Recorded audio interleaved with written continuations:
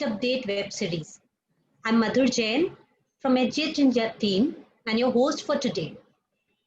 Market Update web series is an initiative by HGH India, your favorite trade show for home textiles, home decor, houseware and gifts. It is a celebration for 10th annual edition of HGH India's service to the home industry. Now, I would like to invite Mr. Arun Rungta, Managing Director, HGH India, for his opening remarks. Good morning, friends. Can we start, sir? Yes, we can start. Thank you, Madhur. And good morning, everybody. It is nice to connect with you again after our first presentation on a few days back by Rajiv. And today we have a veteran, I would say, with us and with a very, very interesting topic, Mr. Govind Shikhande. I'm sure all of us are seeing the picture unfolding for the last 7 months, ever since COVID struck us, ever since lockdown struck us, ever since the unexpected situation in life has made us think differently, behave differently, feel differently, eat differently, live differently. So, and I think that is also affecting all our businesses. Interestingly, I've been talking to a lot of friends in the industry, retailers, manufacturers, brands, and every time the story that comes out is, oh, it's not exactly the way we expected. So it has been very different from what most people expected. Some have done better than what they thought. Some have done worse than what they thought. So I'm sure those who have done better have their own reasons. Those who have done worse have their own reasons. So I'm sure today's presentation, we have a veteran who has seen it all in his 34 years, Govind Shikhande. He has been a very dear friend, and also he's played so many roles in retail industry. He's amongst those pioneers and founders of Indian retail professional, where he is played the role of a retail mentor, advisor, managing director, consultant, and he's worked across categories like hypermarket, he's department stores, shop-in-shops. He's seen all of it. He has seen books, grocery, beauty, personal products, home, all the categories he has handled across his career. And I think you should be looking forward to a very interesting and very candid presentation, which the best part of it is Govind had originally created this presentation for today. I must thank him. Govind, thank you very much for taking the effort and being with us today. And I'm sure there are a lot of retailers and distributors and brands joining us in today's presentation. And I think they are all looking forward to listening to you. So I would not spend more time here, and I would like to hand over to Madhur to take the process forward. Thank you. And welcome, Govind. Thank you so much, sir. Thanks, Madhur. We are honored to have Mr. Govind Shikhande with us today. He has more than 34 years of retail experience and is former MD Shoppers Stop as the speaker. The topic for today's discussion is also very interesting. Indian retail picture abhi baki hai. Let me share the corporate journey of Mr. Shikhande briefly with you all. Currently an advisor to a number of private equity companies, including Kalri Capital, Multiples, Sauce and Nine River, and Startup CEO as a mentor and advisor. He's also an independent director on the board of V-Mart Retail, IRNH Private Limited, and Dornier Industries Limited. During his work tenure, he has covered the entire chain of fabrics to apparel, to multi-format retailing across marquee companies like Mafatlal, Johnson & Johnson, Arvind, Bombay Dine, and Shoppers Stop. He joined Shoppers Stop as head of buying and merchandising in April 2001 and became the MD of the company in 2009. The company tripled the number of stores under his leadership, having led 3 successful turnarounds at Shoppers Stop.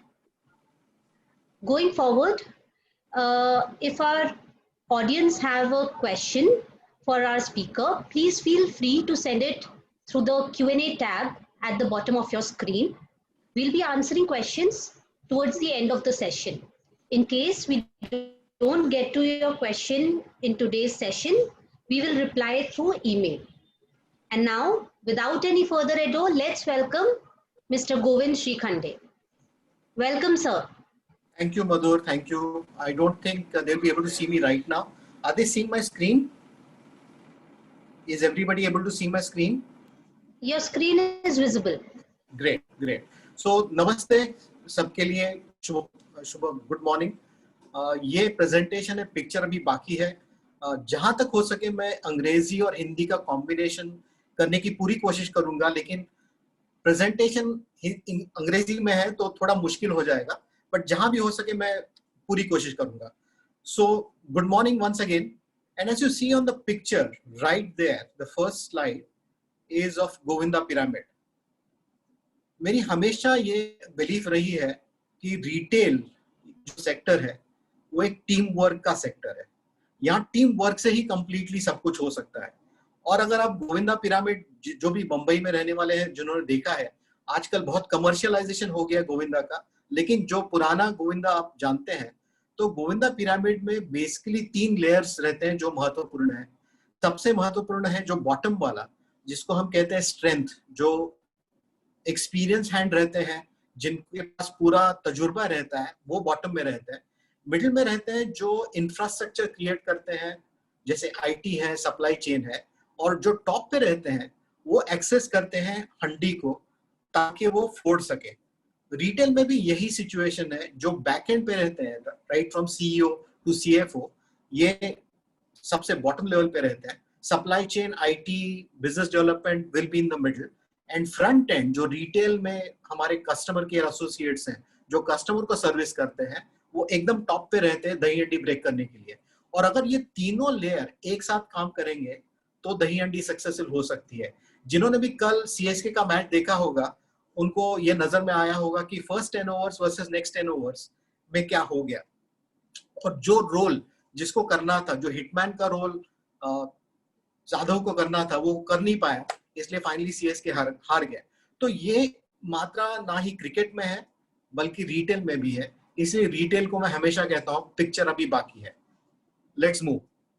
सो मैं मेरे presentation में कई सारी चीजें cover करने वाला हूं. Political, economic, Indian consumer, evolution of Indian retail, digital disruption, ये सबसे महत्वपूर्ण टॉपिक है. ग्लोबल रिटेल कहाँ जा रहा है, यूएस रिटेल की क्या आज सिचुएशन है, और बैटल ऑफ प्लेटफॉर्म्स सबसे इंपॉर्टेंट चीज इस पूरे प्रेजेंटेशन का है, और फ्यूचर ऑफ रिटेल क्या होने वाला है. So let's start. सो जो Indian political and economic situation current है, इसका इस पिक्चर से क्लियरली रिफ्लेक्ट होता है कि डेथ ऑफ अपोजिशन. कोई भी कंट्री में अगर डेमोक्रेसी अच्छी तरह चलनी है तो ऑपोजिशन, एक अच्छा ऑपोजिशन होने की जरूरत है. ऑपोजिशन ने सिर्फ नारे लगाने की जरूरत नहीं है, लेकिन जो भी चीजें हो रही है उस पे एक क्रिएटिव सपोर्ट होना चाहिए, एक लॉन्ग टर्म विजन होना चाहिए, जो रूलिंग पार्टी के पास भी चाहिए और ऑपोजिशन के पास ही चाहिए, तो डेमोक्रेसी फूल सकती है, फल सकती है. करंटली मैं मानता हूँ इंडिया में democracy specially because of death of opposition is quite weak. अगर हम देखें 2019 की शुरुआत में जो हमारी जीडीपी थी, वो जीडीपी ग्रोथ हमारी स्लो डाउन हो रही थी, लेकिन फिर भी जो जीडीपी का साइज था करीबन 2.8 ट्रिलियन था. ये जो 2020 का प्रोजेक्शन है वो अभी हालात में नहीं आने वाला है, क्योंकि इंडिया की जीडीपी अभी डी ग्रोथ पे जाने वाली है. तो ये स्लाइड करीबन 6 महीना पुरानी है, लेकिन आपको सिर्फ रैंकिंग दिखाने के लिए है कि यूएसए करीबन 21 ट्रिलियन पे है, चाइना ऑलमोस्ट 14 ट्रिलियन पे है. लेकिन चाइना इस कोविड के चक्कर में डीग्रोथ से बचने वाला है, लगता है शायद वो 0 या +2% पे चले जाएगा। बाकी सभी इकोनॉमी जो है ग्लोबली वो रिड्यूस हो जाएगी। जापान जैसे 5 ट्रिलियन पे है, जर्मनी 4 ट्रिलियन पे है, यूके 2.9 ट्रिलियन पे था और इंडिया 2.8 ट्रिलियन। रिडक्शन कितनी आएगी देखते हैं आगे चल के। लेकिन गए 3 साल में लगातार इंडियन जीडीपी का जो है ग्रोथ कम होते जा रहा है। 8.3 पे था, वो 7 पे गया, 6.1 पे गया, फिर 4.2 पे आ गया। और ये साल अभी जो दिख रहा है आप Q1 में जो नंबर है -24% पे चल रहा है। तो इसके पीछे कई वजह है, जैसे शुरुआत हुई थी डिमोनेटाइजेशन से, फिर आ गया जीएसटी, फिर आ गए कई सारे मुद्दे अब हमारे सपोर्ट के लिए, इंफ्रास्ट्रक्चर सपोर्ट के लिए, गवर्नमेंट बिजनेस सपोर्ट के लिए, और इसके कारण ये हम देख रहे हैं। और जो Q1 का 24% निगेटिव है वो ये लॉकडाउन का नतीजा है। और आप देख सकते हैं कि चाइना में इस दरमियान पॉजिटिव ग्रोथ है 3.2% का। बाकी जापान से लेकर यूएसए तक हर कंट्री निगेटिव में चल रही है। इनफैक्ट अगर आपने यूएसए के नंबर्स देखे होंगे इस क्वार्टर के, they are higher than India's degrowth, they are almost 30% plus. तो रिकवरी कैसे होगी, कब तक होगी हमको अभी पता नहीं है, लेकिन जो नंबर्स अभी सामने आ रहे हैं दिख रहा है कि करीबन इंडिया की डी ग्रोथ 10% से ऊपर जाएगी फॉर द फुल ईयर। क्योंकि जो नंबर्स आज हैं, और कुछ नंबर्स मैं अभी आपको दिखाने वाला हूँ, जो 3 बड़े सेक्टर इंपैक्ट हुए हैं, एक एविएशन जिसका कंट्रीब्यूशन है 2.4%, टूरिज्म जिसका 9% है, और रिटेल 10% है। तो ये तीनों सेक्टर जो है करीबन 21% के आसपास उनका कंट्रीब्यूशन है। और ये सेक्टर्स जहां तक आज दिख रहा है उनकी degrowth for the whole year would be around 40 to 50%।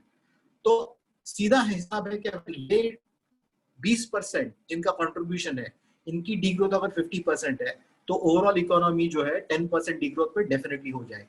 और सबसे बड़ा इंपैक्ट ये तीनों इंडस्ट्रीज पे मैक्सिमम रहने वाला है। Apart from that multiplex is also another category which is also going to get impacted the worst. और अगर आप इस फर्स्ट क्वार्टर के नतीजे देखते हैं रिटेल वाले, तो आपको एक सामने दिखाई देगा कि लास्ट ईयर के मुकाबले Q1 का अगर लास्ट ईयर 100 रुपीज सेल था, तो इस साल के फर्स्ट क्वार्टर में लोगों के रिजल्ट्स है, सेल्स नंबर है 5% से लेकर 67% तक। डीमार्ट एकमेव कंपनी है जिसने करीबन 67% सेल रिकॉर्ड किया है लास्ट ईयर के मुकाबले। लेकिन जितने भी फैशन वाले ब्रांड्स हैं, जितने भी फैशन वाले रिटेलर्स हैं, वो 5% से लेकर मैक्सिमम 20% तक ही पहुंच पाए हैं। और इसके कारण सबके निगेटिव नंबर जो है इबिटा और पैट 100 करोड़ 200 करोड़ के आसपास चले गए। डीमार्ट एकमेव नंबर है, डीमार्ट और रिलायंस, जिसके बारे में हम बाद में डिटेल में बात करेंगे। डीमार्ट ने अपना प्रॉफिटेबिलिटी बचा के रखा है इस क्वार्टर में। और डीमार्ट क्योंकि एसेंशियल कैटेगरी में आता है, उनको एटलीस्ट इतना शेयर वो कर सके, और उनकी कई उन्होंने नए डिलीवरी मॉडल्स अपनाए, उसके कारण उनको 67% आ गया। इनफैक्ट अभी Q2 Q3 के जब नतीजे आएंगे definitely they will be far better than what we are seeing right now. लेकिन ये रियलिटी है रिटेल रिजल्ट्स की कि Q1 बहुत खराब गया है। और अभी हाल ही में जो राय रिटेलर्स एसोसिएशन ऑफ इंडिया है, जो सर्वे करती रहती है कंटिन्यूअसली, सितंबर का फर्स्ट वीक में उनका जो अनुमान था और जो सर्वे रिजल्ट्स आए थे उनके, उसमें आपको दिखाई देगा कि सितंबर फर्स्ट वीक में retailers have reached only 55% of sale. Last week में जब मैं बात कर रहा था कई लोगों से, अक्टूबर फर्स्ट वीक कई लोगों को बहुत अच्छा गया है सेल 2 अक्टूबर के आसपास, और नॉर्थ और ईस्ट में अच्छा पिकअप ऑलरेडी हो चुका है, और 60% प्लस सेल कंट्रीब्यूशन होने की अभी काफी गुंजाइश लग रही है पूरे सितंबर में। तो मानना यही है कि Q2 जो 15% अचीवमेंट या 18% अचीवमेंट Q1 में था, Q2 में achievement majority of fashion retailer के लिए करीबन 50% तक पहुंच जा पाएगा, और Q3 से रिकवरी होना चालू हो जाएगा। That's what the current scenario is. और जब ये सिनेरियो चल रहा है कि सब जगह कहीं डिमांड नहीं है, कहीं जॉब नहीं है, लॉकडाउन चल रहा है कहीं पर, तो पूरी जनता को, पूरे बिजनेस को गवर्नमेंट से एक्सपेक्टेशन था कि मेरे लिए क्या हो सकता है, मुझे कुछ जीएसटी में छूट मिलेगी क्या, मुझको टैक्सेशन में कुछ छूट मिलेगी क्या, मेरे लोन में कुछ छूट मिलेगी क्या। लेकिन गवर्नमेंट से एक ही रिस्पांस आ गया, आत्मनिर्भर बनो। ये तो डेफिनेटली एक चीज जरूरी है कि आत्मनिर्भर बनना डेफिनेटली अच्छी बात है, वोकल फॉर लोकल बनना भी बहुत अच्छी बात है, लेकिन इन जुमलों से हम आगे जाके कुछ करेंगे क्या, ये बहुत बड़ी बात होगी। अगर हम कर पाएंगे तो बहुत बड़ी बात होगी। और इसी माहौल में जब इकोनॉमिक सिचुएशन बहुत अच्छी नहीं है, हमारे चारों तरफ से अलग अलग नॉइज आ रहा है।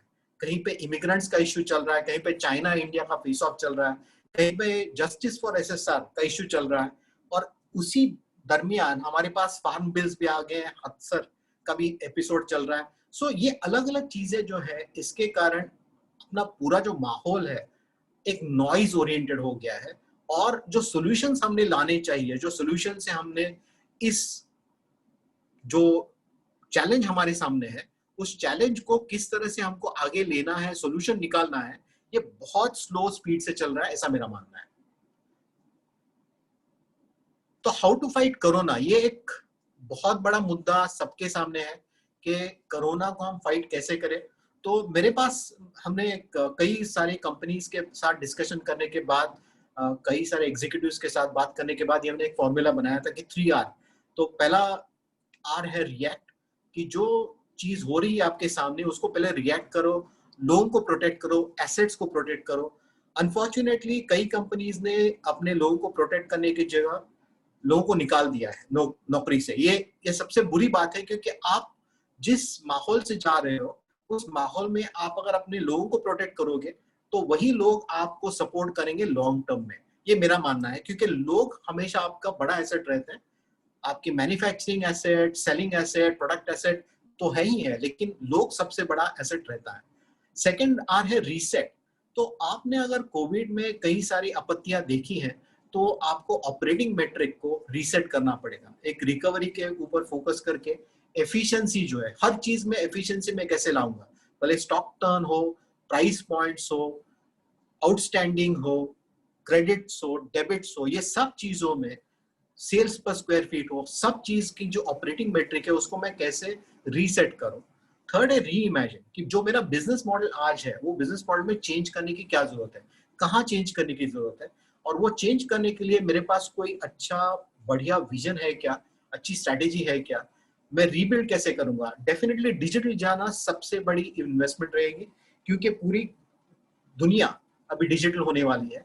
और भाई आप डिजिटल जाओगे, आपकी यूएसपी कैसे बरकरार रखोगे आप, और उस यूएसपी या सिग्नेचर को कैसे आप बढ़ाओगे, ये सबसे इंपॉर्टेंट चीज है। तो ये था 3R। इसके ऊपर काफी डिटेल चर्चा हो सकती है, लेकिन इस प्रेजेंटेशन का ओवरऑल ऑब्जेक्टिव सिर्फ कोरोना फाइट करना नहीं था, एक हमको पूरी पिक्चर अभी देखनी है बाकी। सो मूविंग ऑन, मेरा फेवरेट टॉपिक है इंडियन कंज्यूमर। सो अगर हमने पॉलिटिकल और इकोनॉमिक सिचुएशन देखा, अभी हमको जानना है कि इंडियन कंज्यूमर क्या कर रहा है, कैसे आगे चल रहा है। तो इंडियन कंज्यूमर को आप अगर देखेंगे, और तो फूड उसके लिए बहुत मायने रखता है। और मैं दावे के साथ ये कह सकता हूँ कि कहीं पे भी आप दुनिया में जाइए, इंडिया की जो फूड वैरायटी है, इंडिया की जो स्पाइसेस है, इंडिया की जो क्वालिटी ऑफ फूड है, वो आपको कहीं नहीं मिल सकती है, कहीं पे भी जाइए। फूड के अलावा जो सेकेंड इंडियंस कंज्यूमर का वीक पॉइंट है, वो है हमारे 33 मिलियन गॉड्स। भले ही आप कोई भी धर्म के हो, आप पूरे साल भर कोई ना कोई गॉड की कोई ना कोई फेस्टिवल आप सेलिब्रेट करते हो। भले आप हिंदू हो, मुस्लिम हो, क्रिश्चियन हो, इट डजंट मैटर, आप सेलिब्रेट करते रहते हो। India is always celebrating one festival और the other around all their gods. The third parameter for Indian consumer, the weakness is obviously Bollywood. कि बॉलीवुड में क्या चल रहा है, और इसीलिए आप देख रहे हो कि एसएसआर का मामला इतने तरीके से, इतने जोरों से फॉलो अप हो रहा है, क्योंकि बॉलीवुड में हमेशा लोगों का इंटरेस्ट रहता है। बॉलीवुड में क्या फैशन ट्रेंड आ रहे हैं, बॉलीवुड क्या नया बना रहा है, उसके आगे वाले प्लान्स क्या है, हमेशा ये इंटरेस्टिंग रहता है। Last but not the least, India also thrives on cricket. So while everybody is struggling on how to revive out of COVID, हमने आईपीएल दुबई में जाके चालू कर दी है। ये एक डिस्ट्रैक्शन का मॉडल है, कि अट्रैक्शन का मॉडल है, कि एंटरटेनमेंट का मॉडल है, क्योंकि क्रिकेट ऑलरेडी अभी एंटरटेनमेंट बन गया, स्पेशली T20 क्रिकेट। और हम सभी लोग हर क्रिकेटर को हमेशा फॉलो करते रहते हैं कि आज उसने क्या खेला, कैसे खेलने वाला है, क्या प्लान्स है, कैसे उसकी आगे जाके प्रोग्रेस होगी और क्या उसके लिए टीम के लिए कंट्रीब्यूशन रहेगा. Cricket definitely is one of our religion. So food, gods, Bollywood and cricket are religious things for Indian consumer. ये अगर हम ध्यान में रखते हैं तो हमको कंज्यूमर को कैसे कम्युनिकेट करना है, किस माहौल में कम्युनिकेट करना है, ये हमेशा हमारे लिए रहेगा. तो ये था हमारे इंडियन कंज्यूमर के 4 वीकनेसेस. लेकिन इंडियन कंज्यूमर भी चेंज हो रहा है, और कैसे चेंज हो रहा है ये मैं आपको 2 पिक्चर्स के थ्रू दिखाने वाला हूँ. तो आप अगर इंडियन क्रिकेट टीम के कैप्टन्स को देखेंगे तो जैसे मंसूर अली खान काफी लंबे समय तक अपने कैप्टन थे. वो एक एरिस्टोक्रेटिक नवाब थे और उनकी स्टाइल भी काफी एरिस्टोक्रेटिक थी.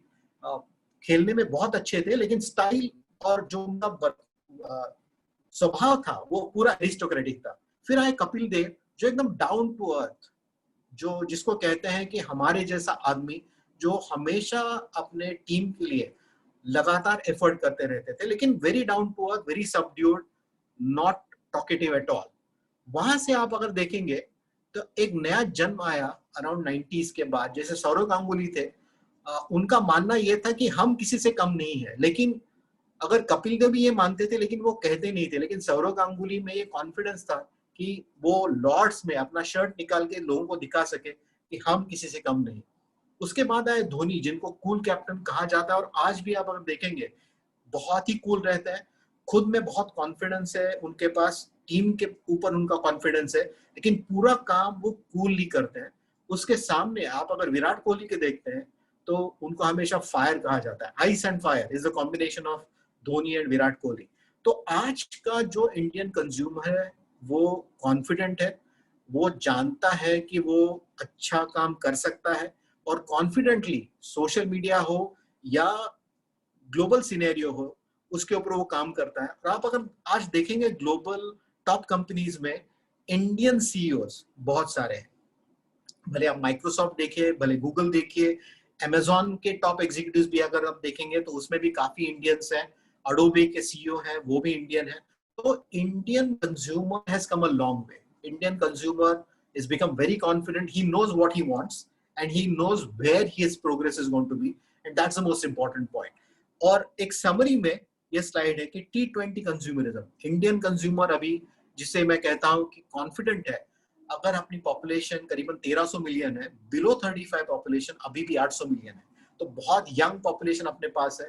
और ये पॉपुलेशन इंटरनेट पे 500 मिलियन लोग इंटरनेट पे, 130 मिलियन अभी ऑनलाइन शॉपिंग कर रहे हैं, और व्हाट्सएप और फेसबुक पे करीबन 400 मिलियन और 320 मिलियन है. कई बार मैं ये जब नंबर्स देखता हूँ तो हमेशा ये सोचता हूँ कि लोग काम करते हैं कि सिर्फ फेसबुक या व्हाट्सएप पे ही रहते हैं, और काम करने के लिए उनको टाइम कैसे मिलता है. और आप लोगों में भी कई लोग होंगे जो अलग अलग व्हाट्सएप ग्रुप पे होंगे, तो हमेशा मैं ये देखता हूँ कि कई सारे फॉरवर्ड्स आते रहते हैं जिसका कोई इंपॉर्टेंस नहीं है. लेकिन मेरे हिसाब से ये नॉइज का मामला है जहां लोग प्रायोरिटाइजेशन नहीं कर पा रहे हैं. लेकिन coming back to consumer, mobile oriented है इंडियन कंज्यूमर, डिजिटल ओरिएंटेड है, वैल्यू ओरिएंटेड है. ये सबसे बड़ी इंपॉर्टेंट बात है कि इंडिया का मार्केट एक वैल्यू ओरिएंटेड मार्केट है, और नए नए बिजनेस मॉडल इमर्ज हो रहे हैं, जैसे direct to consumer, online first models, online born models, और वर्नाकुलर का इंपॉर्टेंस अभी भी काफी है. और ये कंज्यूमर सेविंग को नहीं मानते, उनको हियर एंड नाउ, आज के आज मुझको इंस्टेंट ग्रेटिफिकेशन चाहिए, मुझको आज कंज्यूम करना है, मुझको सेविंग नहीं करना है. That's the model of Indian consumer today. Moving on, Indian retail. मेरे जनरेशन के जितने भी लोग हैं उन्होंने मेरे हिसाब से रेशन शॉप से भी खरीदी किया होगा. मैंने फैब्रिक्स खरीदे किए हैं. ग्रेन्स तो उस टाइम सिर्फ रेशन शॉप में ही मिलते थे. और आज भी आप अगर इंडिया देखेंगे तो आज भी संडे हाट, मंडे हाट कई सारे सिटीज में चलते हैं, कई सारे गांव में चलते हैं. रेशन शॉप अभी भी इंडिया में है.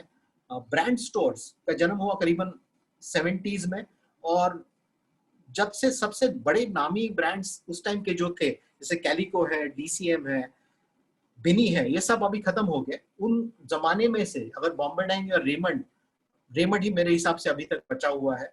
और उसके बाद आ गए मॉल्स करीबन 90s में चालू हो गया. फर्स्ट मॉल अंसल प्लाजा था जो दिल्ली में चालू हुआ करीबन 95, 96, 97 के आसपास. और उसके बाद 2000 के बाद इंडिया में पूरा एक रिटेल का बूम आ गया। फिर 91 में जो इंडिया का स्ट्रक्चरल चेंज हो गया, जो ओपनिंग अप ऑफ इकोनॉमी हो गया, उसके बाद कंज्यूमरिज्म जो है इंडिया का वो बढ़ गया। 2000 के आसपास कई सारे ई कॉम मॉडल्स आए लेकिन सक्सेसफुल नहीं हो पाए।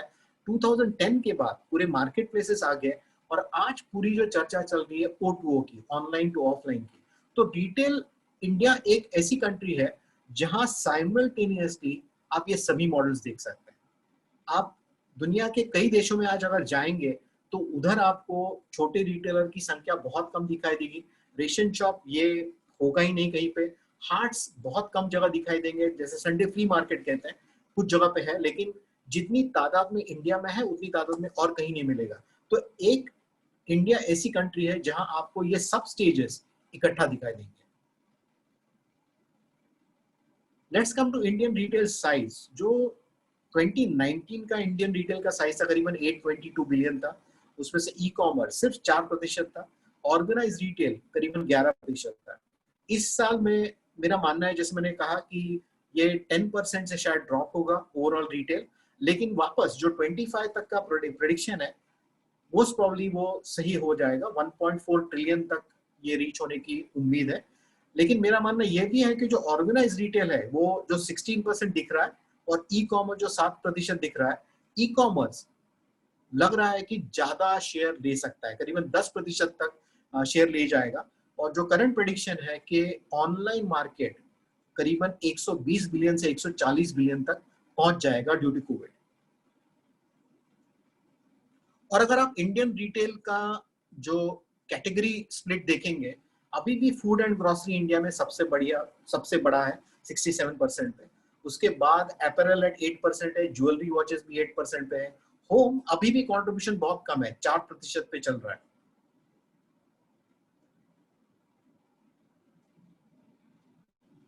जैसा मैंने कहा कि ऑनलाइन पेनिट्रेशन इंडिया का बढ़ रहा है, जो 2019 एंड पे था करीबन 3.4%, 4% के आसपास। और आप अगर देखेंगे दुनिया के सबसे जो एडवांस कंट्रीज है, जैसे चाइना है, साउथ कोरिया है, वो दोनों अभी 24%, 25% के ऊपर चले गए हैं। यूएसए करीबन 16% पे है।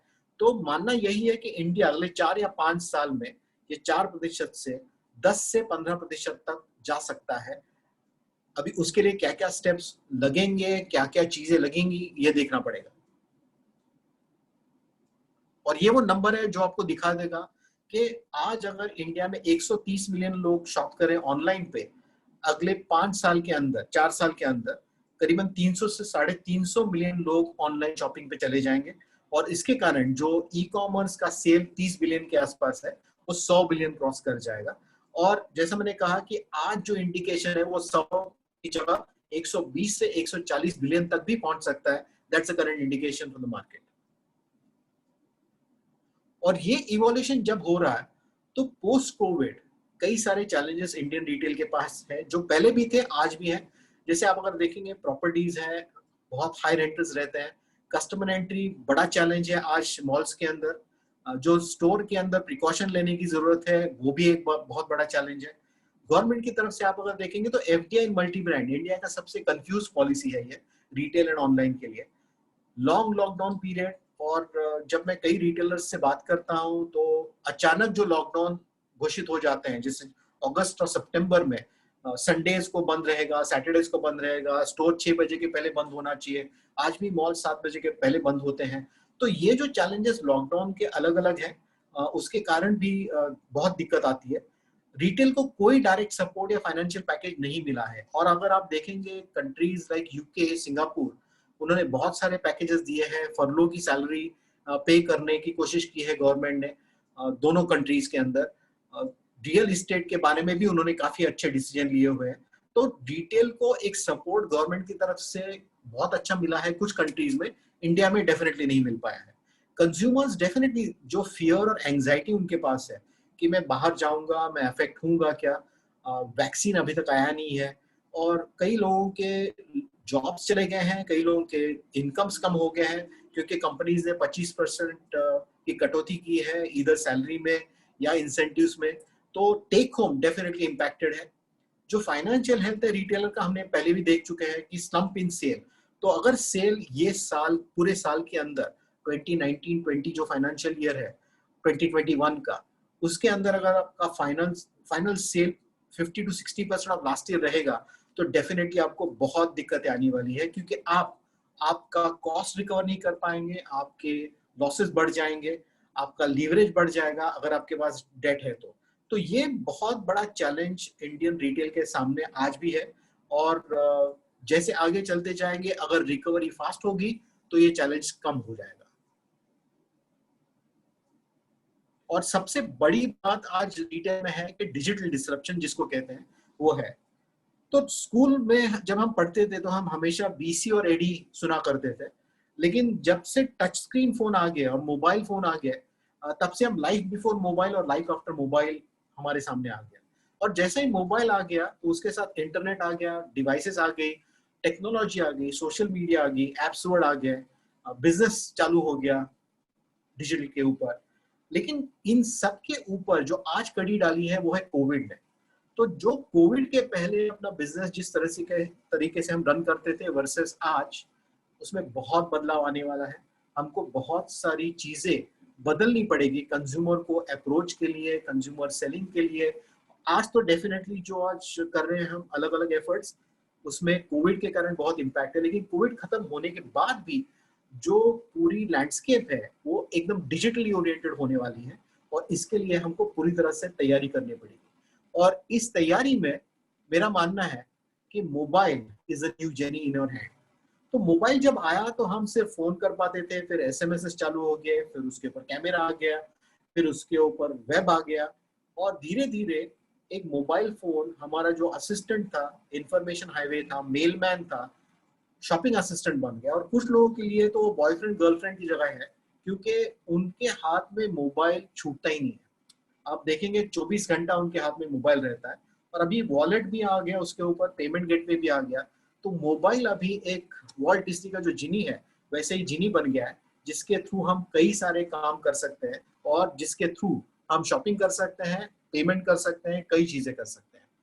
इसी के साथ जन्म हुआ ये वर्ड का ओमनी चैनल। तो कई लोग मुझको पूछते हैं ये ओमनी चैनल है क्या। तो इंडियंस के लिए काफी इजी एक्सप्लेन करना, क्योंकि हम मानते हैं कि गॉड ओमनी है, यानी हर जगह खुदा है, भगवान है, और हम जहां पे भी देखते हैं उसमें भगवान है। तो ओमनी चैनल एक ऐसा जर्नी है कि आप ऑनलाइन चालू कर सकते हैं, ऑनलाइन पे कुछ आप ऐड देखते हैं, उसके बाद वेबसाइट पे जा सकते हैं, वेबसाइट से सोशल मीडिया जा सकते हैं, सोशल मीडिया पे आप प्रोडक्ट देख के चूज करके फाइनली स्टोर में जाके बाय भी कर सकते हैं। तो ये एक ओमनी चैनल जर्नी है कि आप कोई भी चैनल में शुरुआत करके, कोई भी दूसरे चैनल में शॉपिंग करके, कोई भी थर्ड चैनल से पेमेंट कर सकते हैं। Everywhere, every time, everything is what is omni channel. तो आप भले ही शॉपेबल स्क्रीन से, शॉपेबल टीवी से बाइंग कर सकते हो, सोशल मीडिया से शॉपिंग कर सकते हो। अभी व्हाट्सएप पे पेमेंट भी आना चालू होने वाला है कुछ दिनों के बाद। मोबाइल वॉलेट्स हैं, स्मार्टफोन्स है, शॉपेबल क्यूआर है। तो ये जो जर्नी है कस्टमर का, जर्नी कहीं पे भी चालू हो सकता है, स्टोर में चालू हो सकता है, स्टोर में साइज नहीं मिला इसलिए ऑनलाइन जाके रिजर्व किया, बुक किया, डिलीवरी ले ली, पेमेंट कर दिया, ये भी हो सकता है, या रिवर्स भी हो सकता है, या और कुछ स्टेजेस आ सकता है।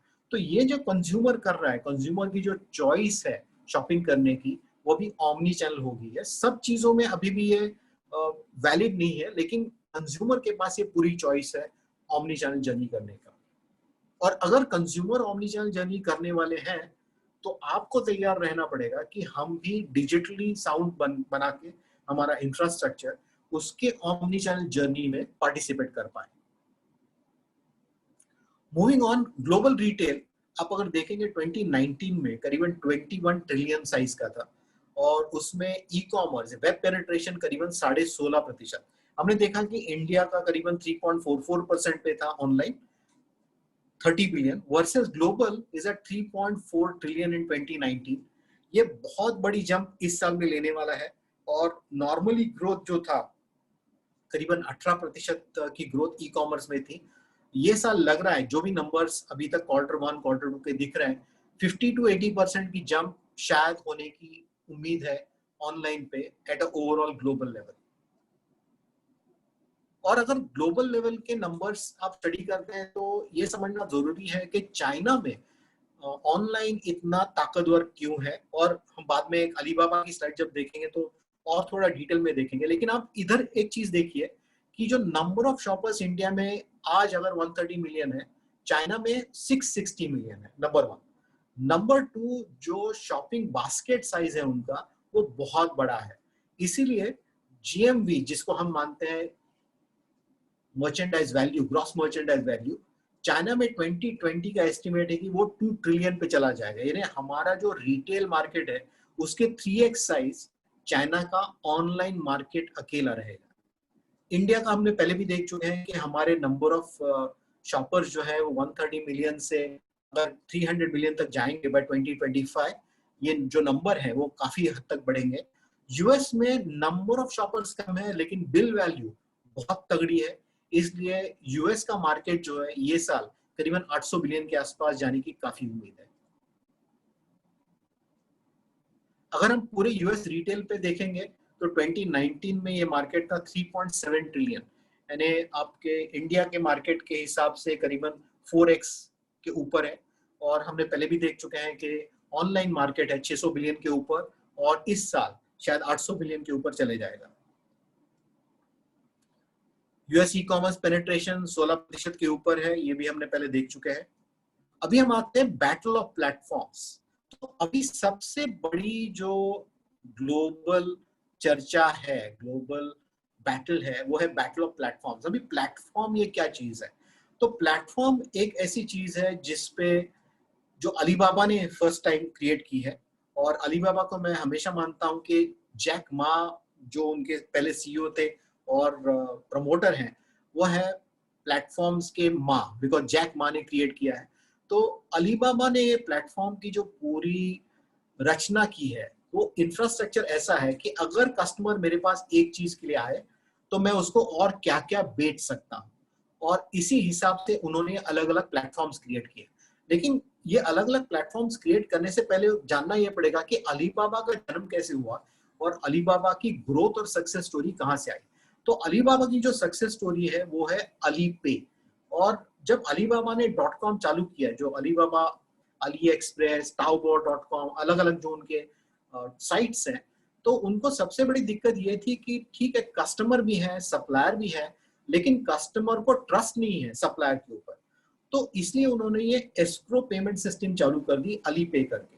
तो अली पे क्या है? तो मैं सप्लायर हूं और आप बायर हैं, तो आप क्या करते हो, कोई भी चीज अगर मेरे साइट से आप ऑर्डर करते हो तो ऑर्डर मेरे पास आएगी, लेकिन पेमेंट जाएगा अली पे के पास। जैसे ही आपके पास प्रोडक्ट पहुंच जाएगा और आप अगर सेटिस्फाइड हो तो आप अली पे को बोलते हो कि ये पेमेंट रिलीज करो और सप्लायर को दे दो। तो ये जो एस्क्रो पेमेंट सिस्टम था, इसके कारण पूरे मार्केट में ट्रस्ट पैदा हो गया, नंबर 1।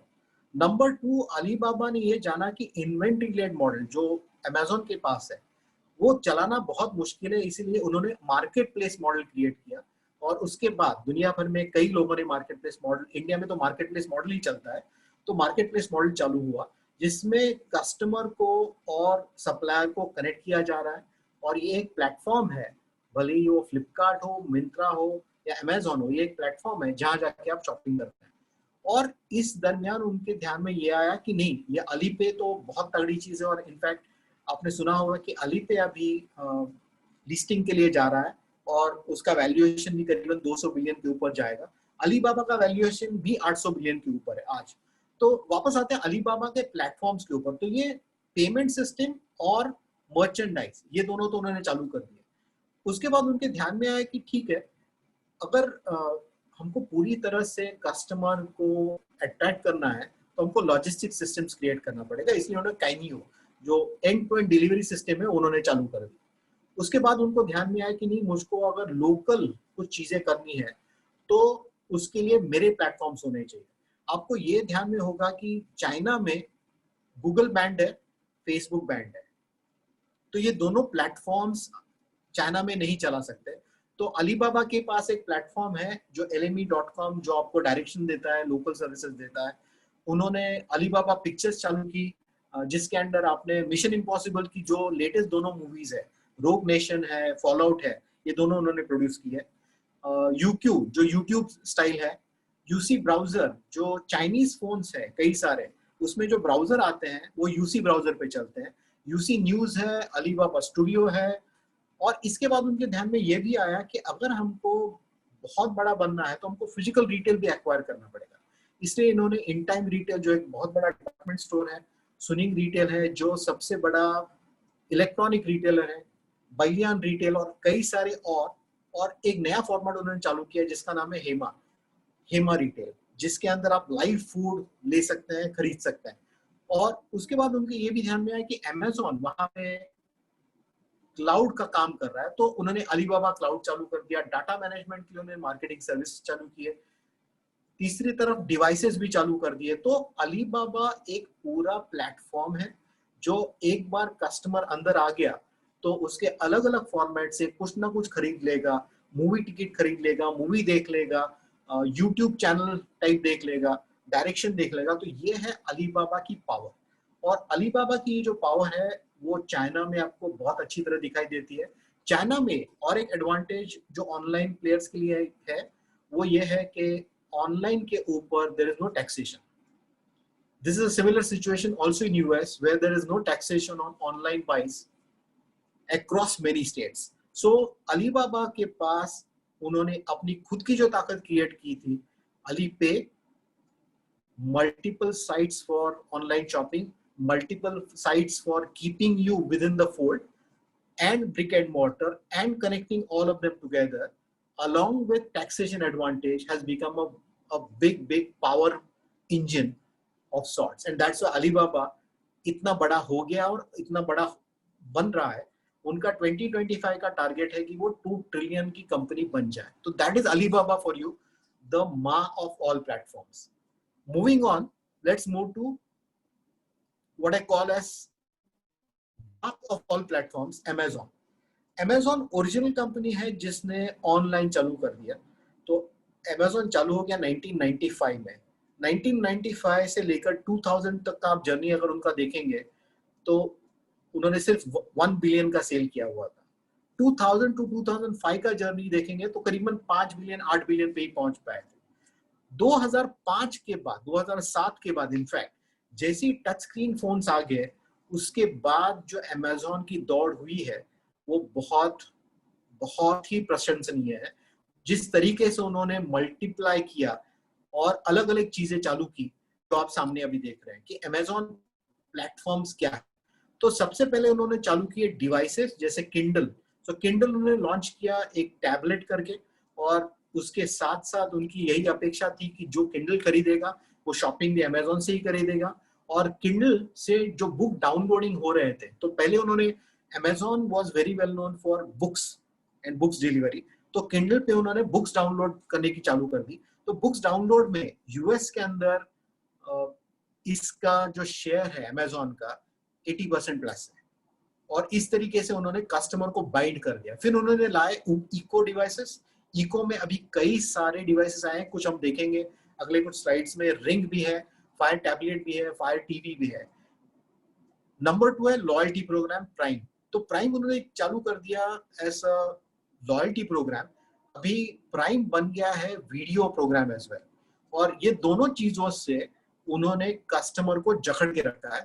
और करीबन 100 million customers, 140 million customers worldwide are part of the prime program today as of now.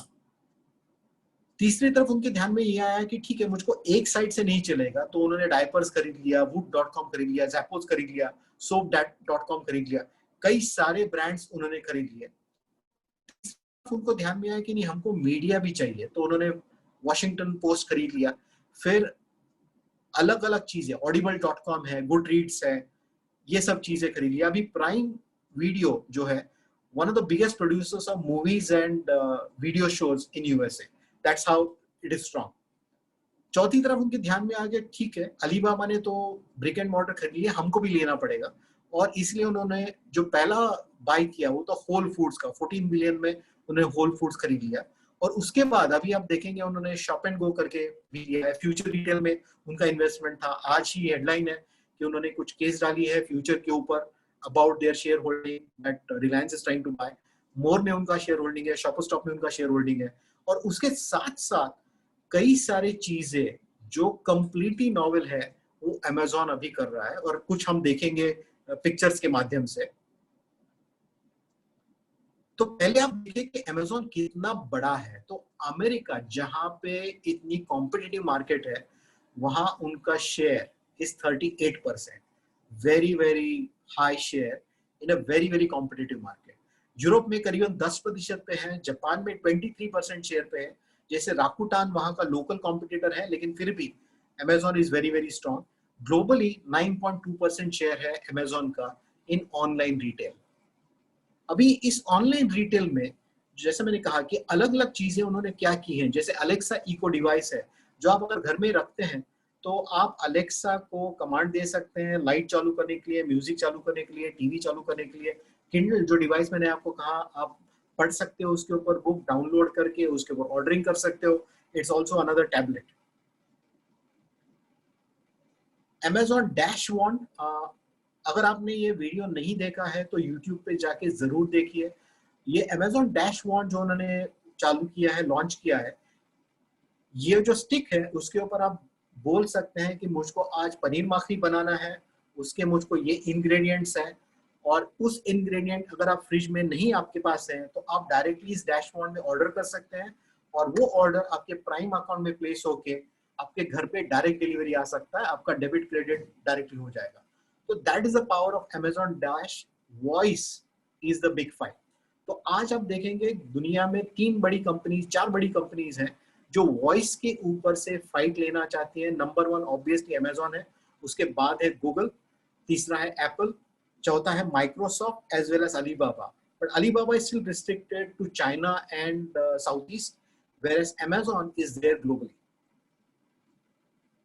Amazon ये नया फॉर्मेट लॉन्च किया है, Amazon Go, जहाँ पे आपको कोई कैशियर नहीं रहेगा, आप सिर्फ स्कैन करके निकल सकते हैं, डायरेक्टली आपके अकाउंट पे डेबिट हो जाएगा पैसा, और जैसे आप प्रोडक्ट उठाओगे स्कैन होके प्राइस आपको पता चल जाएगा, बिलिंग हो जाएगा, and you can just walk out.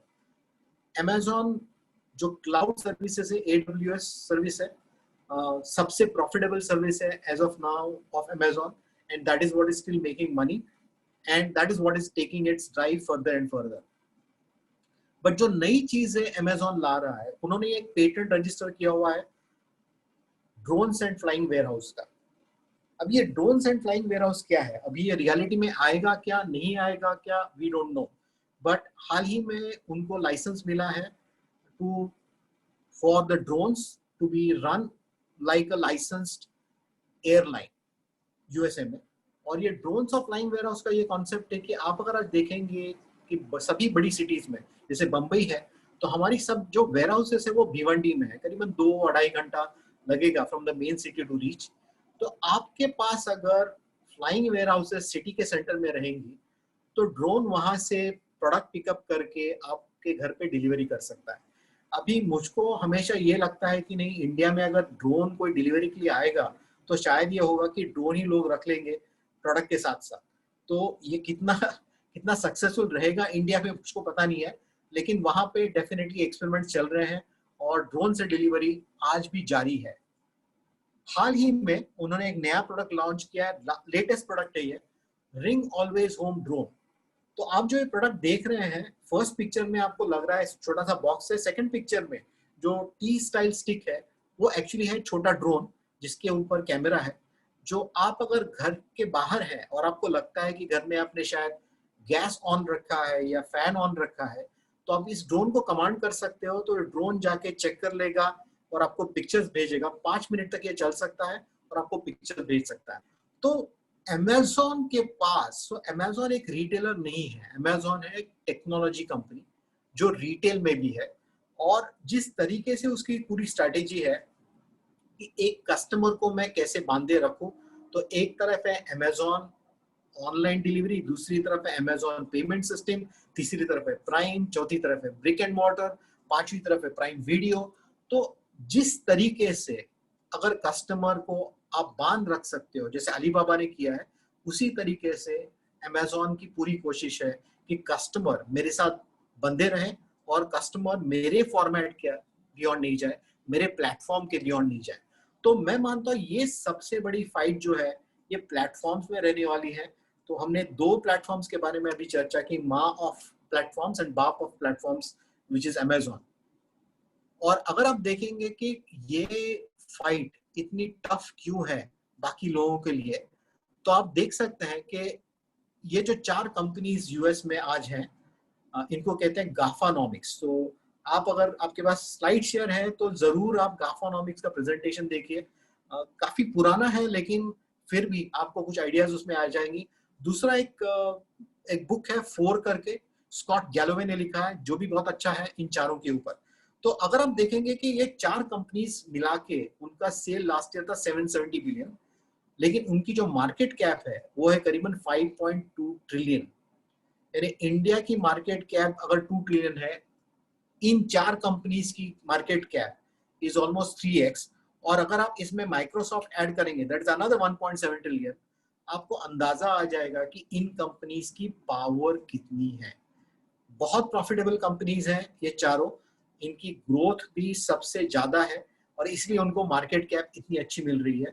तो इसीलिए ये बैटल ऑफ प्लेटफॉर्म्स में आप इस कंपनी के साथ अगर जुड़े हैं तो आपके लिए फायदेमंद रहेगा। आप अगर इस कंपनी के अगेंस्ट हैं तो आपके लिए काफी दिक्कतें आ सकती है। तो इनके साथ काम करना बहुत अच्छा रहेगा।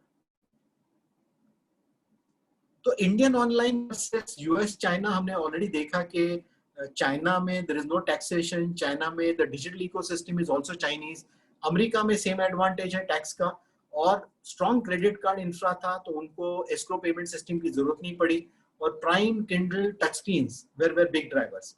अनफॉर्चुनेटली इंडिया का जो ऑनलाइन सिस्टम है वो कंप्लीटली इंटरनेशनल डिजिटल इकोसिस्टम के ऊपर है। तो हम गूगल पे ऊपर है, फेसबुक के ऊपर है, और हम देखेंगे आगे चल के क्या क्या चीजें हमारी इंडिया में हम डिपेंडेंट है दूसरे देशों के ऊपर, दूसरी टेक्नोलॉजीज के ऊपर, और कोई टैक्स एडवांटेज भी नहीं है। इसलिए डिस्काउंटिंग ने ऑनलाइन को ड्राइव किया है। इसीलिए यूनिट इकोनॉमिक्स जो है बहुत चैलेंजिंग रहा है इंडियन ऑनलाइन प्लेयर्स के लिए। पोस्ट कोविड डेफिनेटली जितने ज्यादा लोग ऑनलाइन आ रहे हैं और कन्वीनियंस बहुत इंपॉर्टेंट होते जा रहा है, तो यूनिट इकोनॉमिक्स अगले 3 साल में बहुत अच्छी तरह इंप्रूव हो सकता है। देखते हैं कैसे कितना इंप्रूव होगा। और जैसा मैंने कहा, इंडिया इंटरनेट एक ग्लोबल बैटल ग्राउंड हो गया। तो आप अगर इंडिया के मोबाइल फोन देखेंगे तो iPhone, Samsung, Xiaomi, Chinese phone का डोमिनेटेड है। ऑपरेटिंग सिस्टम आप देखेंगे तो विंडोज है, एंड्रॉइड है, आईओएस है, मेनली एंड्रॉइड एंड आईओएस है। ई कॉमर्स देखेंगे तो Amazon, Flipkart, Alibaba, Paytm, again all international companies. Search engine आप देखेंगे तो Google, Safari, UC browser, all international companies. Social media देखेंगे Facebook, Twitter, WhatsApp, Instagram, all international companies. So the biggest challenge today for India is कि हमारी जो digital ecosystem है वो पूरी तरह से इंटरनेशनल है। और आज चल के गए 3-4 दिन से पेटीएम काफी आवाज कर रहा है कि गूगल के अगेंस्ट, गूगल के खिलाफ, कि हम गूगल ऐप स्टोर पे क्यों बेचे करें, etcetera etcetera. But this should have been done long time ago in my opinion. Moving on, जो बैटल ऑफ प्लेटफॉर्म्स में इंडियन बैटल करने वाला प्लेयर है वो है रिलायंस।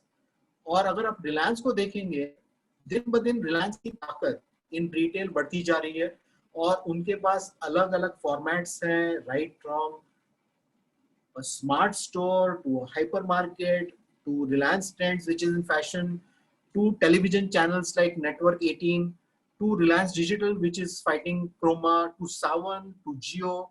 और अभी जियो के कारण उनके पास जितना पैसा इकट्ठा हुआ है, जियो में उन्होंने 20 बिलियन इकट्ठा किए हैं, अभी रिलायंस रिटेल में भी ऑलरेडी 5 बिलियन इकट्ठा किए हैं। तो इसके कारण उनकी पावर और बढ़ती जा रही है, और उनके पास हर चीज जो कस्टमर कर रहा है ऑप्शन है, और हर चीज से वो फाइट करना चाहते हैं। हाल ही में जैसे हमने सुना कि उन्होंने फ्यूचर ग्रुप को भी खरीद लिया है, और फेसबुक के साथ भी उन्होंने अभी अरेंजमेंट कर दिया है। Facebook has a investment in Jio platform. तो फेसबुक के व्हाट्सएप के थ्रू वो पेमेंट इस्तेमाल करना चाहता है। जैसे रिलायंस पे तो ऑलरेडी है, लेकिन WhatsApp is much more dominant in India, और व्हाट्सएप को अगर इस्तेमाल कर सकते हैं तो और एडवांटेजेस है। तो इस तरह से रिलायंस हर फॉर्मेट में है, right from luxury brands to medicines to fashion to value play to food, everywhere.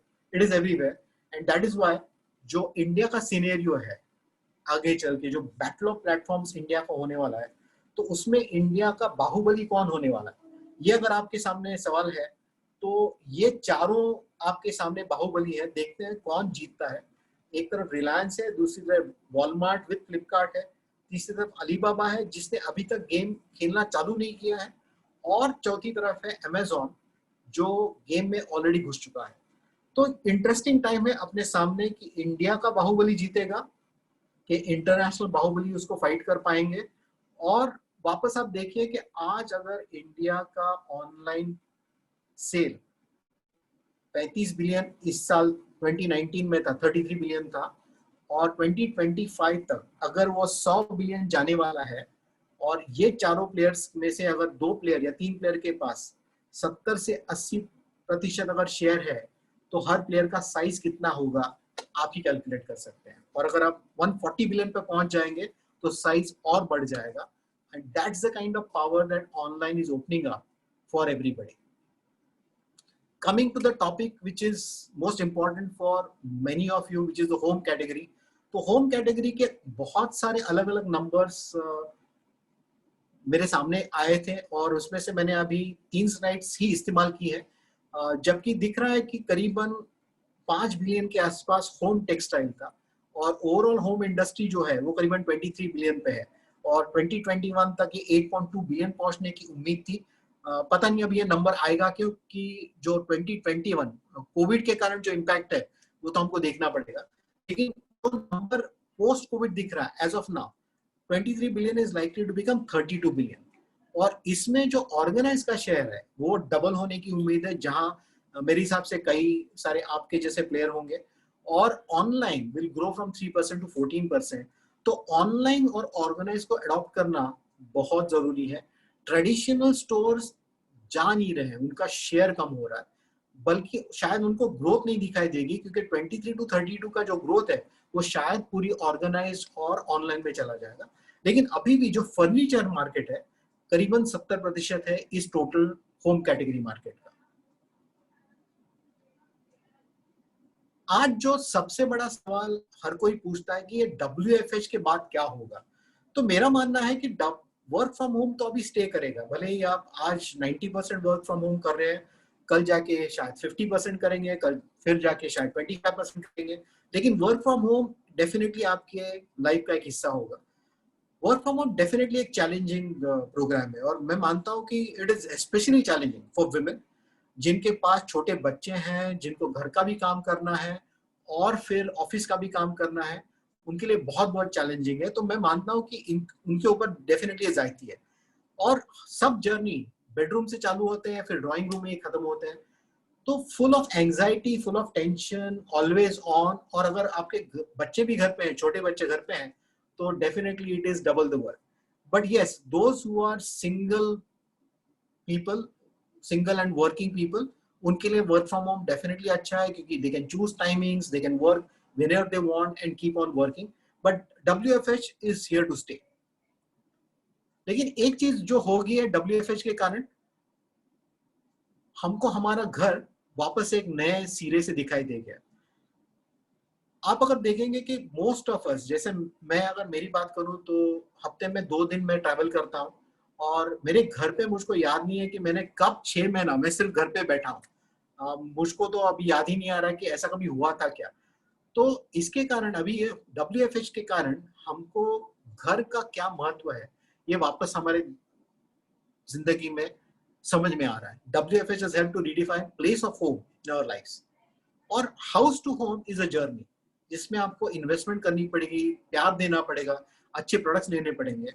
और WFH के कारण ड्यूरेबल्स में, फर्नीचर में काफी इन्वेस्टमेंट हुई है। मैं मानता हूँ भी decorative items, furnishing, accent furniture के ऊपर इन्वेस्टमेंट आएगी। लेकिन आगे चल के क्या WFH या ऑनलाइन हमारे शॉपिंग एक्सपीरियंस को कंप्लीटली रिप्लेस कर पाएगा? मेरे हिसाब से नहीं हो पाएगा, क्योंकि शॉपिंग की 2 काइंड्स ऑफ ट्रिप्स आएंगी, एक है कन्वीनियंस, दूसरा एक्सपीरियंशियल। तो कन्वीनियंस क्या, आपको पता है कि ये मुझको चाहिए चीज, ये साइज है, ये फिट है, ये कलर है, तो शायद आप उसको ऑनलाइन भी ऑर्डर कर सकते हैं, ऑफलाइन भी ऑर्डर कर सकते हैं। लेकिन जहाँ पे आपको एक्सपीरियंस चाहिए, जहाँ पे आपको टच करना है, जहाँ पे आपको फील करना है, जहाँ पे आपको कोऑर्डिनेट करना है और आपको ह्यूमन इंटरेक्शन चाहिए, वो एक्सपीरियंशियल ट्रिप सिर्फ स्टोर में होगी। और जो जॉय ऑफ शॉपिंग है वो इंटरेक्शन से ही है, वो टच से है, वो फील से है, वो इंटरेक्शन से है, जो टेक्नोलॉजी कभी भी डिलीवर नहीं कर पाएगी। आप सभी होम रिटेलर्स है तो आप देखिए कि जकार्ड का जो फील है या फ्लोरल प्रिंट ऑन सैटिन का जो फील है वो कोई भी पिक्चर आपको नहीं दे सकता है, वो आपका टच एंड फील से ही आएगा। तो मेरा मानना है कि होम रिटेलर्स को कोऑर्डिनेटेड और क्यूरेटेड असॉर्टमेंट्स को बिल्ड करना पड़ेगा और एक टोटल कैटेगरी अप्रोच सॉल्यूशन देना पड़ेगा। आप सिर्फ एक कैटेगरी में मत प्ले कीजिए, जहां तक हो सके through digital, through online, through mobile आप एडिशनल कैटेगरीज अगर कस्टमर को ऑफर कर पाएंगे तो कस्टमर के लिए एक सॉल्यूशन हो जाएगा। अगर हम होम कैटेगरी की हिस्ट्री देखते हैं, होम टेक्सटाइल की हिस्ट्री देखते हैं, तो इंडिया में DCM, बॉम्बे जैसे बहुत बड़े प्लेयर से बहुत अच्छा नाम था, but they have lost it. अभी वेल्सपन, ट्राइडेंट, इन्होंने नई टेक्नोलॉजी लाई, नए प्रोडक्ट लाए, लेकिन इनका फोकस अभी भी इंटरनेशनल मार्केट्स के ऊपर काफी है।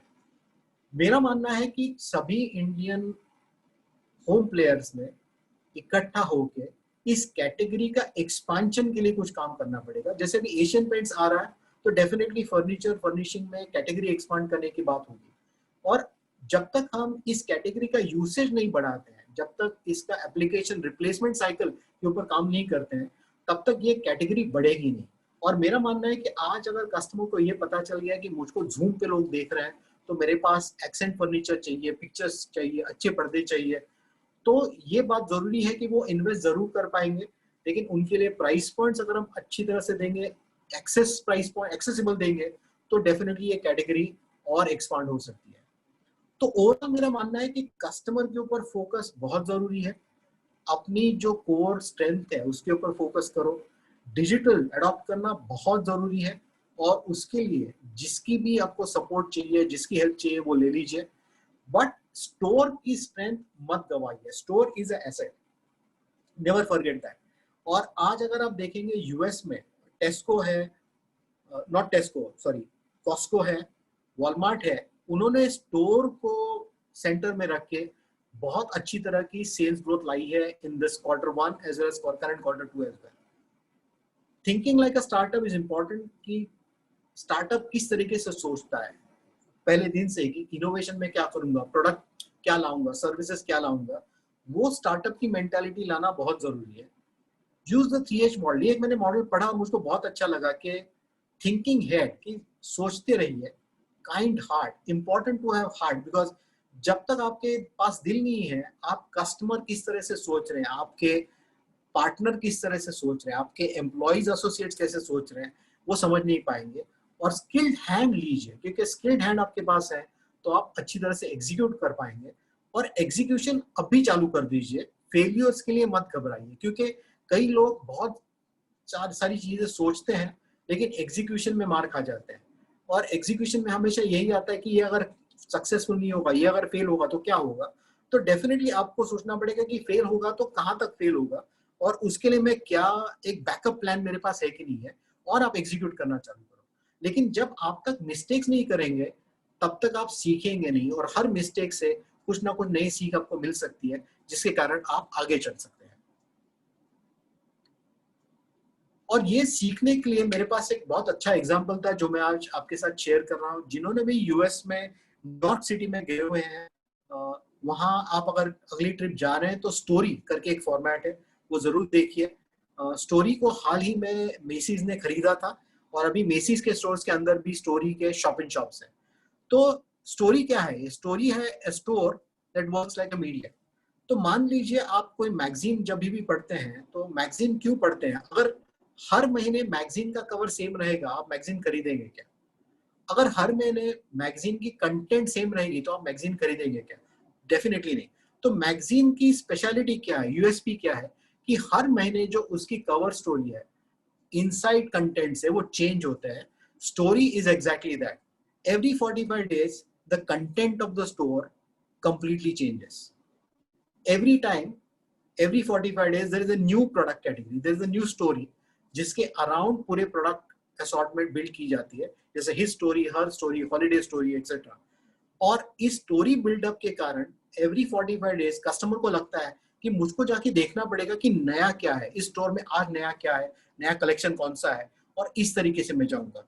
अभी आपको ये जरूरी नहीं है कि पूरी स्टोर चेंज हो जाए जैसे स्टोरी ने किया है, क्योंकि ये फॉर्मेट चलाना बहुत मुश्किल वाली बात है, क्योंकि हर टाइम नई आइडिया, नया कलेक्शन, नया चीज कैसे आप लाएंगे। स्टोरी का सोल्यूशन ये था कि उन्होंने पिच नाइट्स करके एंटरप्रेन्योर्स के लिए पिच नाइट्स रखी है, जो नए नए एंटरप्रेन्योर नए नए आइडियाज लेके आते हैं, जो इनोवेशन फोकस्ड है, फिर आइडियाज को वो क्यूरेट करते हैं और फिर कलेक्शन बना के स्टोर में डालते हैं। लेकिन आपको ये ध्यान में रखना पड़ेगा कि एवरी 45-60 डेज क्या मैं नया प्रोडक्ट ला सकता हूँ, क्या मैं नई स्टोरी ला सकता हूँ, क्या मैं नया इनोवेशन ला सकता हूँ, क्या मैं नया सर्विस ला सकता हूँ, ताकि कस्टमर मेरे पास बार बार आए। और मेरी रेसिपी इसी प्रोडक्ट के ऊपर जो है, bring back romance to detail. Detail काफी बोरिंग हो चुका है, कई लोग कट पेस्ट करते हैं, 1 साल का फॉर्मूला, 3 साल पुराना फॉर्मूला, ये नहीं चलेगा, क्योंकि आज का कस्टमर जो है उसको आज की स्टोरी चाहिए, कल की स्टोरी नहीं चाहिए। भले ही दिलवाले दुल्हनिया आज भी हिट होगा, लेकिन आज अगर वो वापस रिलीज होगा तो उतना हिट होगा कि नहीं मुझको पता नहीं है।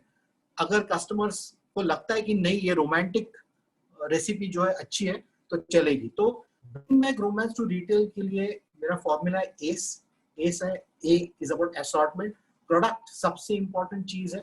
C is about customer service, customer को आप बांधे रखो, उनको अलग अलग अच्छी सर्विसेज लाओ, लॉयल्टी प्रोग्राम दे दो, एक्सपीरियंस दो उनको, events, launches, personalisation and interaction, that's very very important. तो आप अगर कस्टमर को कुछ सिखा सकते हैं स्टोर के अंदर तो बहुत अच्छा रहेगा। That is all about S, assortment, customer service and experience.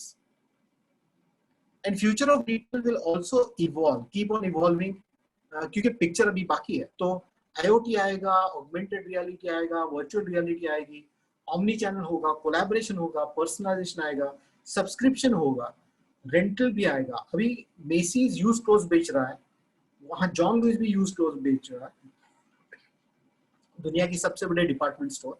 और क्यूरेटेड असॉर्टमेंट बहुत बहुत इंपॉर्टेंट है। तो फ्यूचर ऑफ रिटेल मेरे हिसाब से आप अगर एक अलग नजरिए से देखेंगे, काफी बड़ा है, काफी ब्राइट है, size of the industry is very very big. I think you have to be very positive in looking at it and look at what USP you can create. ये पिक्चर मैं इसलिए दिखा रहा हूँ क्योंकि ये डायनासोरस तो आपने मूवी में जरूर देखा होगा, लेकिन ये डायनासोरस है गूगल के कैंपस में। और गूगल, जो कई लोग मानते हैं कि गूगल एक कंपनी है जो हमेशा 20 साल आगे, 30 साल आगे सोचती है, उस कंपनी ने अपने कैंपस के ऊपर डायनासोरस इसलिए रखा है ताकि हर एक जो उनका एसोसिएट है, उनका एम्प्लॉय है, वो हमेशा ये सोचता रहे कि मैं अगर इवॉल्व नहीं होऊंगा तो मैं पेरिश हो जाऊंगा। क्योंकि डायनासोरस इतना स्ट्रॉन्ग एनिमल दुनिया भर में नहीं था, लेकिन वो भी इवॉल्व नहीं हो पाया तो उसको पेरिश होना पड़ा। तो कई सारे एग्जांपल इंडिया में भी है, जो कई बड़ी कंपनीज है जो इवॉल्व नहीं हो पाई और उनको पेरिश होना पड़ा। और आपको भी अगर लगातार इस जिंदगी से, इस बिजनेस में बढ़ावा चाहिए, ग्रोथ चाहिए, तो आपको इवॉल्व होना पड़ेगा, नहीं तो आप भी पेरिश हो जाएंगे। तो दैट्स ऑल। पिक्चर अभी बाकी है, पिक्चर बनती रहेगी, पिक्चर इवॉल्व होती रहेगी। और इस पिक्चर में जितनी आप इंटरेस्ट से, प्यार से, रोमांच से काम करोगे, अच्छी असॉर्टमेंट दोगे, उतनी अपनी पिक्चर हिट होती जाएगी। थैंक यू, धन्यवाद। Thank you, Mr. Srikhande, for your valuable time and the insights on the retail industry. और हमारे दर्शकों को हिंदी में presentation देने के लिए many of our attendees really appreciated that, and we have so many questions coming up. Let's quickly move to them. Sure. So one of our attendee, Ms. Sonali Bhandari, has a couple of questions. Let's start. You mentioned that Indian consumer thrives on food. In your opinion, given the current scenario, how will this affect the cookware market? And in this noise or cluttered market, how can a brand stand out in the online space? Yeah, so my understanding is cookware demand has grown during COVID, क्योंकि कई सारे लोग अभी घर पे ही cooking कर रहे हैं, क्योंकि रेस्टोरेंट तो जा नहीं सकते। और फूड डिलीवरी के बारे में कई लोग साशंक थे पहले ऑलमोस्ट 60 डेज के लिए, अब जाके डिलीवरी चालू हो गई है। तो कुकवेयर मार्केट के लिए बहुत स्कोप है और मैं मानता हूं कि इंडियंस भी अलग अलग क्विजिन्स में काफी इंटरेस्ट ले रहे हैं और जब उनको पहले अलग अलग गैजेट्स के बारे में पता नहीं था तो उनको डेमोन्स्ट्रेशन देना, उनको एक्सप्लेनेशन देना ये बहुत जरूरी था और ये अभी सभी कंपनीज कर रही हैं। तो मैं मानता हूँ बहुत ब्राइट फ्यूचर है गैजेट्स के लिए कुकवेयर में।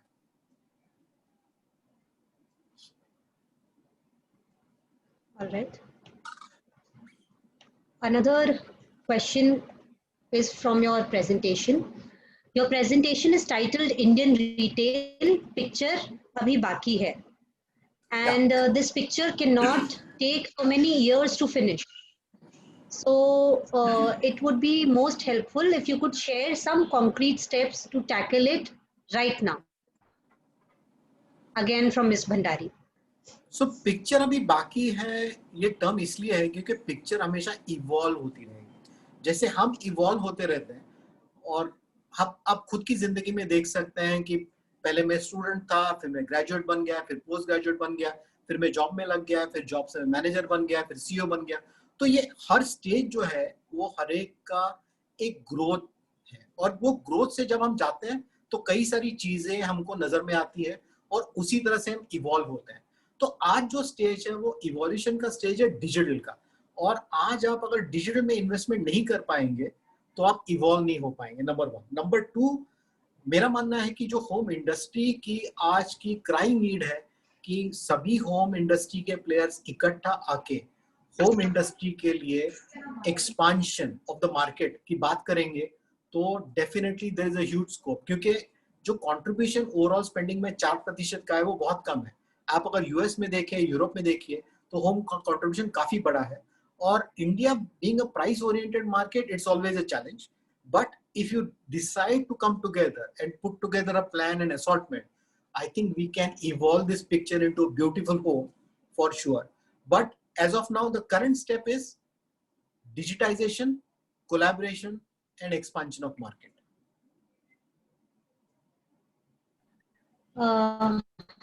Next question, sir.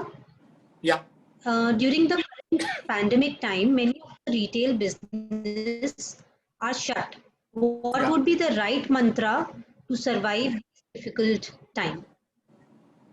So as I said, I have set a 3R formula, which is about react, reset, and reimagine. It's a very detailed kind of an answer, but just to give you in short, fundamentally, when your business is shut, when there's no sale, your expenses are continuing to run, and if you're in debt, you're in further trouble. So how do you really ensure that? How do you protect your team? How do you protect your asset? How do you protect your brand name? I think that's the first key. Second key obviously is to get back into productivity. तो आपके अगर store की productivity कम है, आपके stock की productivity कम है, कई सारी चीजें जो आप करते हैं कि फ्यूचर में ये शायद ग्रोथ होगा लेकिन आज नहीं है, तो उसको कट आउट करके करंट बिजनेस के ऊपर फोकस करके उसको बड़ा कैसे किया जाएगा, उसको कैसे प्रॉफिटेबल किया जाए। नंबर 3 ऑब्वियसली इज वापस relook at the whole market, relook at your business policy, relook at your strategy and vision, and relook at your entire channel कि आप अगर 100% brick and mortar पे हो और दुनिया अगर 20% ऑनलाइन पे जाने वाली है तो ऑनलाइन के लिए क्या क्या स्टेप्स मैं ले सकता हूँ, कितने फास्ट ले सकता हूँ, किससे कोलैबोरेशन कर सकता हूँ और क्या ग्रोथ लाके वापस मैं अपने पैरों पे खड़ा रहूं। क्योंकि ये मुश्किल समय है, जो पहला क्वार्टर था सबसे मुश्किल था।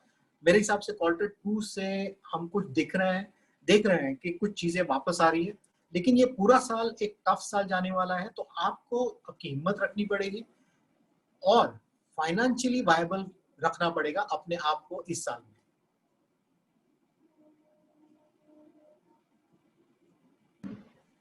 Thank you, sir. There is another question from Mr. Sanjay Bhosle. What is the difference between O2O and selling through Amazon? So O2O is nothing but omni-channel. So आप ऑनलाइन भी बेच सकते हो, omni channel, ऑफलाइन भी बेच सकते हो. Selling through Amazon is purely selling online. More important question. All right.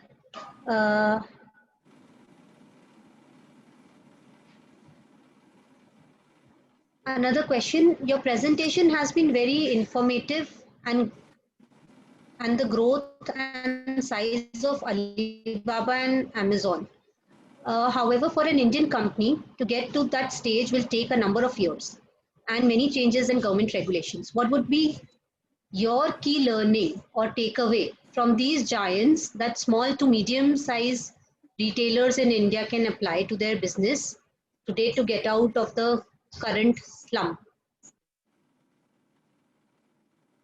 So there are multiple things here. One is obviously the whole government infrastructure and policy, which is very different in China versus very different in US versus very different in India.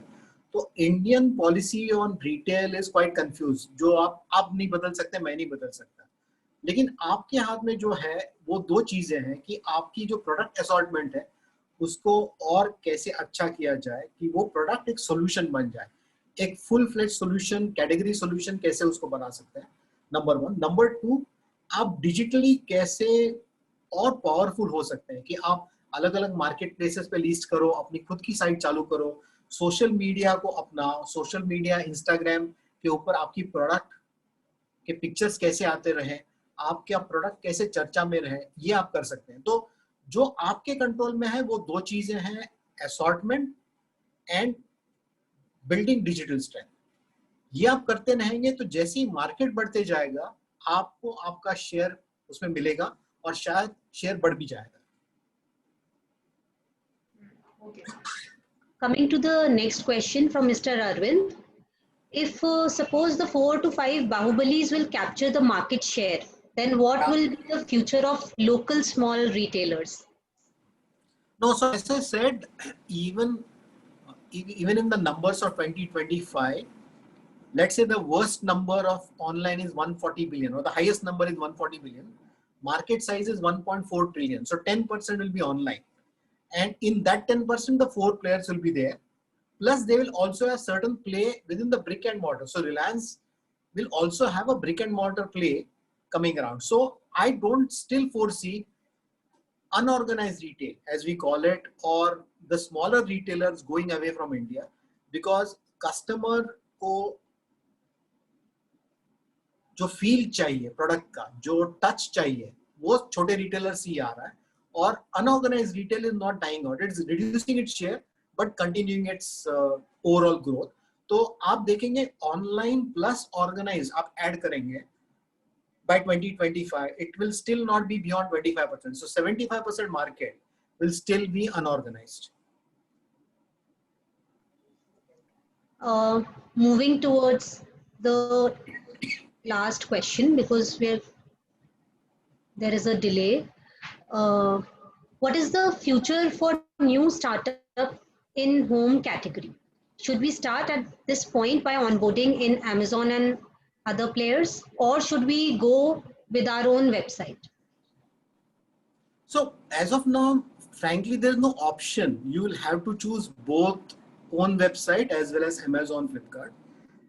वजह यह है कि आपकी खुद की website के ऊपर आपको अगर कस्टमर ट्रैफिक लानी है तो it's a very expensive proposition, it's not a easy proposition.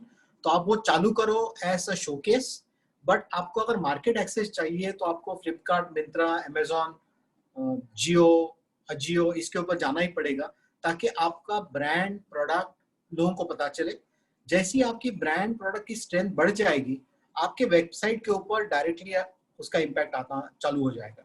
तो इन my opinion this is anyway, there's no good time or bad time to start now. I think that's what I would always suggest. Start now, look at the fallback arrangement, look at the issues, but start now, but start with both the options ready, own website plus marketplace.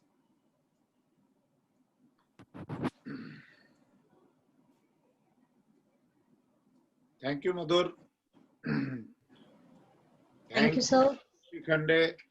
I think it was a great presentation. I can see a barrage of questions still waiting for you to be answered. I think we cannot but go on.